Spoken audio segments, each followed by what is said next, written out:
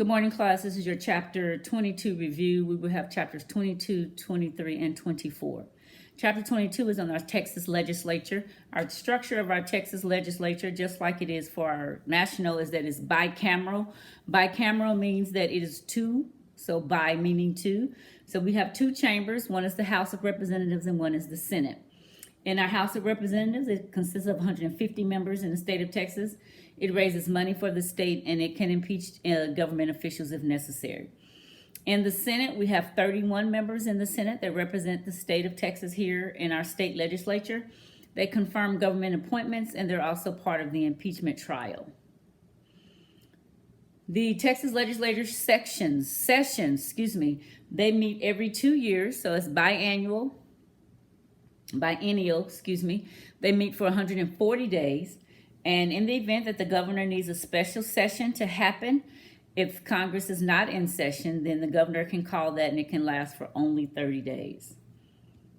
What are the qualifications to be a member of the House? You need to be a citizen of the United States, a qualified voter, at least 21 years of age, been a state resident for at least 2 years before the election, a resident of the district in which you're going to be representing, and you serve 2-year terms. So that's the House, which is similar to the House on the national level. You serve 2-year terms.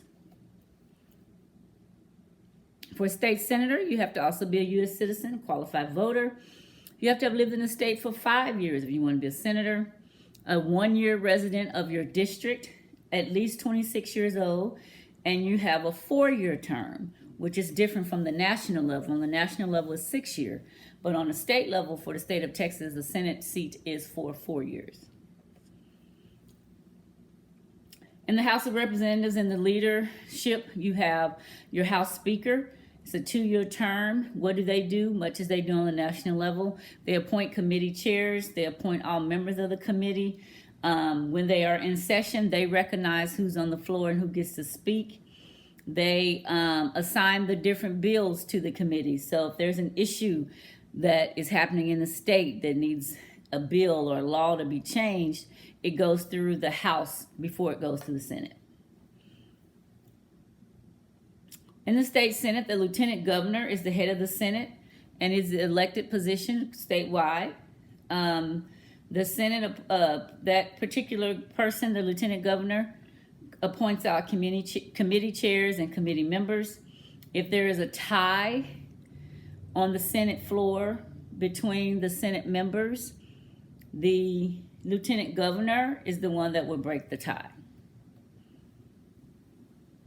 Our committees are put together to help make our organizations more efficient.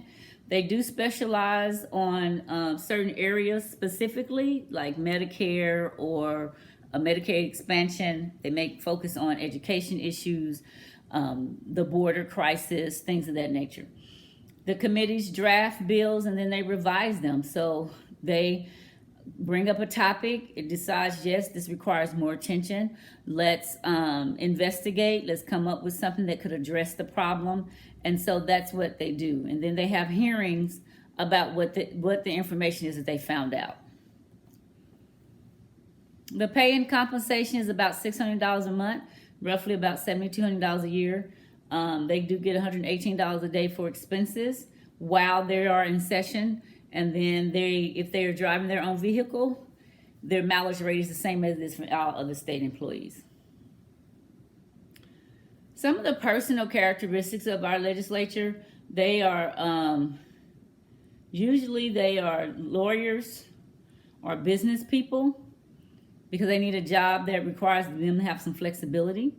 On the gender side, is women and minorities have very little numbers in our Texas State House of Representatives and in our Texas Senate, which I think is something that we could all improve upon. And there are more Republicans in Texas government than any other party, which we know that.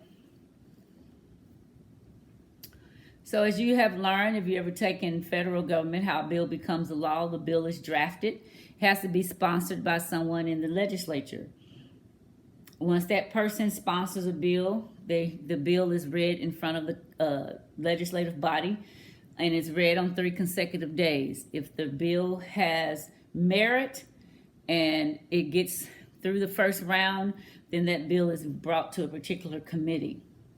It could be a committee that's on health and human services, if it's something around health care.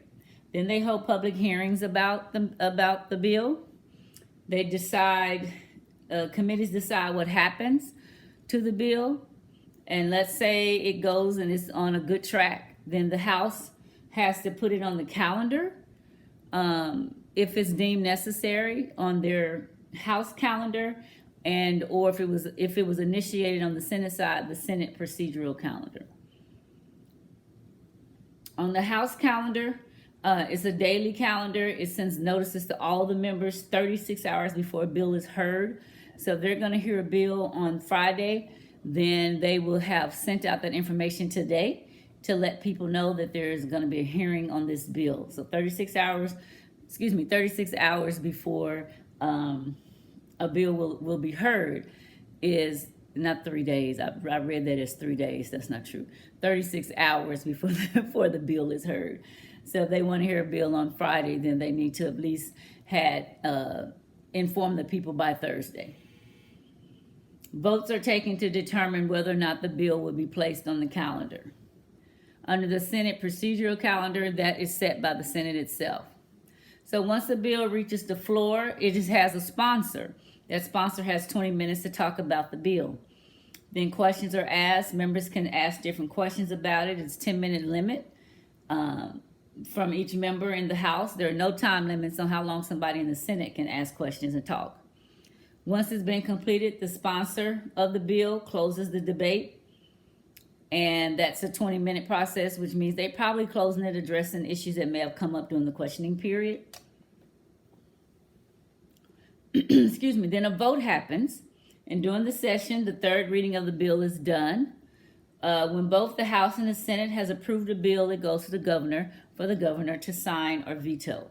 So chances are, if it makes it through all of the committee, all of the hearings, the debates, and back and forth, and then a bill goes over to the Senate side, let's say this bill originated on the House, it goes over to the Senate side, and the Senate agrees, and they go through their process, then it's voted on, and then it's taken to the governor to sign it into law. So it's important to note that our Texas legislature is similarly set up like our federal legislature is. And some of the differences are in the number of members we have in our House and Senate and the process for a bill becoming a law. Thanks.